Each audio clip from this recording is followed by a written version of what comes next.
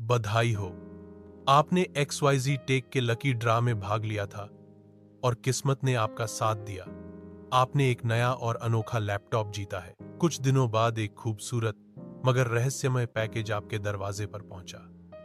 इसके साथ एक निर्देश पुस्तिका भी थी, जिस पर लाल स्याही में लिखा था, उपयोग के लिए नियम। लैपटॉप को कभी भी आईने के सामने मत खोलिए, वरना आप खुद को कुछ और बनते देखेंगे। इस स्क्रीन पर अगर आपका अक्स मुस्कुराए बिना किसी वजह के, फौरन लैपटॉप बंद करें। हर हफ्ते लैपटॉप के कैमरे के सामने अपना नाम दोहराएं। अगर आवाज आपकी न हो, फौरन कमरा छोड़ दें। महीने में एक बार ब्लैक फोल्डर में कोई निजी वस्तु रखें, तस्वीर, याददाश्त या खून का कतरा। कभी भी फाइल डोर एक्सी मत खोलें। एक बार खुल गई तो बंद नहीं होगी। क्या तुम तैयार हो इस उपहार को वसूल करने के लिए? नीचे कमेंट्स में बताओ।